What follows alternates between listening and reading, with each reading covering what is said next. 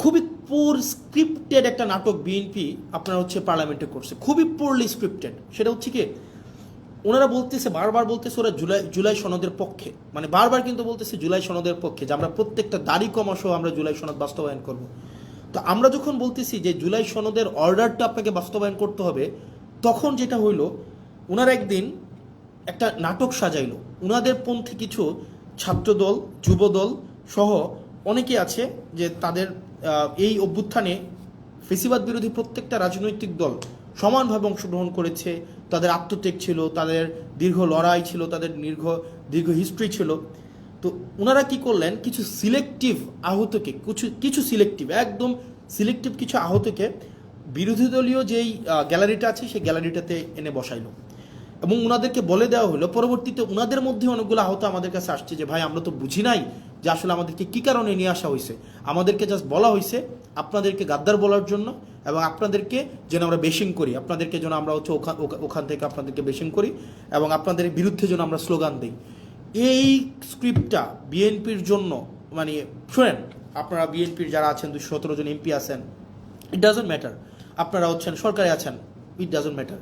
মানে ধরেন কি করতে পারবেন, ম্যাক্সিমাম গুম করে ফেলতে পারবেন, উঠাই নিয়ে যেতে পারবেন বাসা থেকে, এই জার্নিটা এখানে থামাই দিতে পারবেন, সো হোয়াট ভাই। মানে মানে জীবনে তো ধরেন আপনার মানুষ যদি, মানুষের সাথে যদি কানেক্টেড থাকি, মানুষ যদি আস্থা রাখে, বিশ্বাস রাখে, এর থেকে বড় প্রাপ্তির আর কিছুই নাই।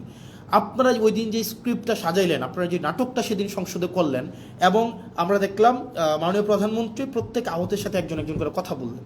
কথা বলে আসার পরেই ওই আহতরা ওই গ্যালারি থেকে আমাদেরকে বিভিন্নভাবে, ওখানে আপনারা দেখলেন এটা সিন ক্রিয়েট করা হয়েছে, এবং ওনারা আমাদেরকে বিভিন্নভাবে গালাগালি দিলেন।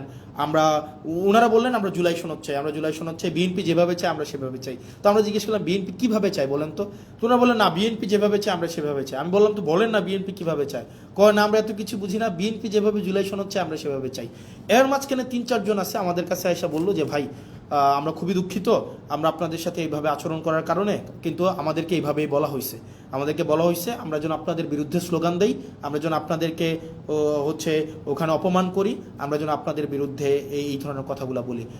মানে it's very unfortunate mister Tarique Zia, honourable prime minister Tarique Zia, it's very unfortunate আপনি পার্লামেন্টে থাকা অবস্থায় এই ধরনের একটা নাটক করা হবে এবং এটার ডিরেকশন আপনি দিবেন। মানে আমি জানি এটার স্ক্রিপ্ট রাইটার কে ছিল, এটার কোরিওগ্রাফার কে ছিল, এটার হচ্ছে ডিরেক্টর কে ছিল আমি জানি না, কিন্তু আমি এটা বিশ্বাস করতে স্টিল চাই না যে এখানে আপনার এখানে কোনো ধরনের আপনি ব্যক্তিগতভাবে এখানে এটার পৃষ্ঠপোষকতা করেছেন, এটা আমি বিশ্বাস করতে চাই।